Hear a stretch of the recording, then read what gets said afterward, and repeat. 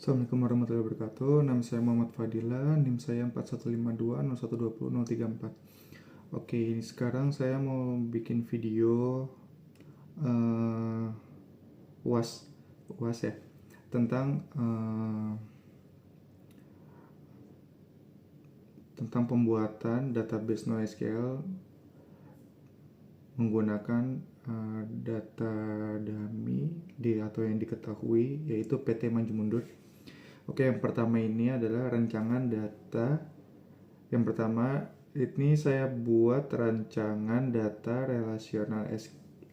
relasional atau SQL PT Maju Mundur. Jadi yang pertama ini menggunakan struktur tabelnya itu yang telah dinormalisasi hingga tahap BCNF. Jadi yang pertama itu ada tabel barang atau master data. Yang pertama primary key-nya itu kode barang, lalu atributnya itu ada nama barang sama harga jual. Lalu entity integrity-nya itu jadi setiap barang wajib memiliki kode barang ya, yang berbeda agar tidak menjadi duplikasi identitas produk, yaitu yang dibuat sebagai primary key. Lalu normalisasinya ini sudah memenuhi BCNF karena kode barang adalah satu-satunya penentu determinan bagi nama dan harga barang.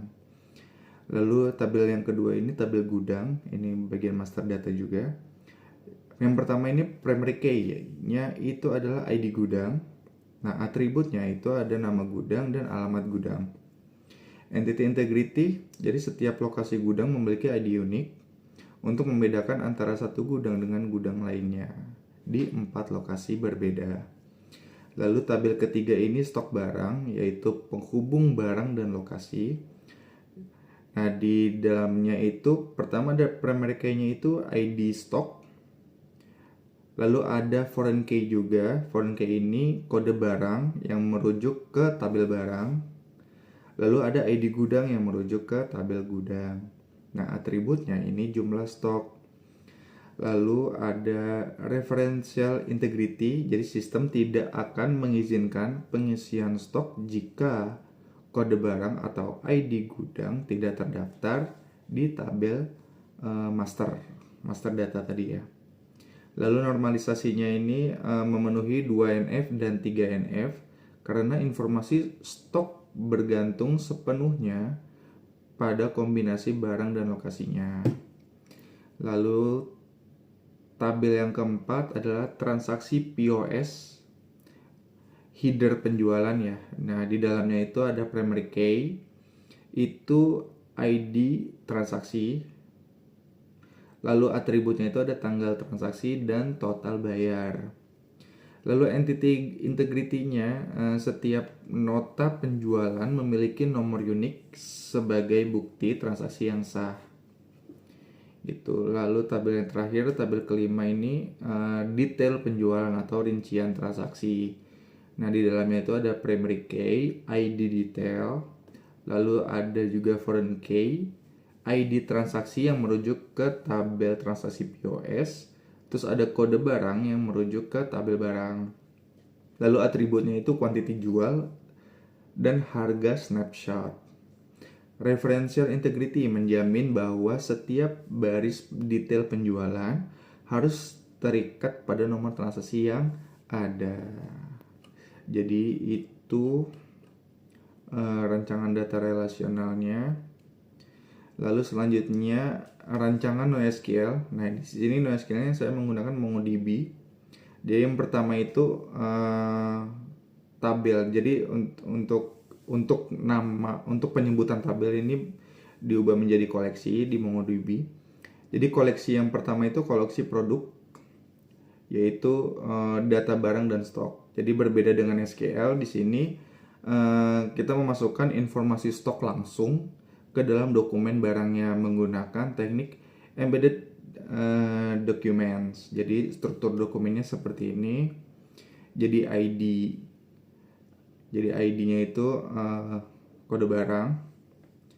Terus ada nama barang, itu string tipe datanya, harga jual number. Terus ada stok per lokasi. Jadi ini ada gudang-gudangnya, gudang A kuantitinya berapa, gudang B kuantitinya berapa. Jadi penjelasannya seperti itu. Jadi ketika kasir mencari barang, sistem langsung tahu berapa total stok yang tersedia di semua gudang tanpa harus mencari ke tabel lain. Gitu. Jadi cukup satu. Gitu. Lalu yang kedua ini ada koleksi sales. Ini data transaksi POS. Jadi untuk mencatat penjualan, kita merekam data transaksi beserta daftar barang yang dibeli secara lengkap dalam satu tempat. Jadi struktur dokumennya itu seperti ini. ID-nya itu ID transaksi. Terus tanggalnya itu tipe data isodate, total buyer number. Nah, ini ada items. Itemsnya ini terdiri dari kode barang, string, nama barang string, kuantitinya number, dan harga saat ini number. Itu jadi penjelasan untuk koleksi sales ini, kita menyimpan nama barang dan harga saat ini langsung di dalam transaksi. Tujuannya adalah agar jika di masa depan nama barang berubah atau harganya naik, catatan transaksi lama tetap akurat sesuai kondisi saat transaksi itu terjadi gitu. Lalu ini ada script detailnya, script NoSQL-nya. Jadi yang pertama ini use PT, jadi ini pembuatan database-nya, nama database-nya menggunakan PT Maju Mundur POS. Lalu pembuatan koleksinya, produk dan sales. Nah, ini di bawahnya ini ada insert many. Jadi ini penginputan isinya ya, produknya. Jadi untuk data dummy seperti ini. Selanjutnya insert dari si koleksi sales gitu. Nah, ini sesuai. Oke. Dan di sini juga ada log juga, konsol log. Jadi riwayat transaksi terakhir ke detect. Lalu selanjutnya ini, nah ini adalah hasil pembuatan dari MongoDB tadi ya. Ini menggunakan Kompas untuk ngeceknya. Jadi di sini pertama ada koleksi produk, ini dokumennya, isinya. Lalu yang kedua ini skemanya, skema dari si produk, koleksi produk. Lalu selanjutnya ini koleksi sales, dokumennya. Oke, sekian dari saya, kurang lebihnya mohon maaf. Assalamualaikum warahmatullahi wabarakatuh.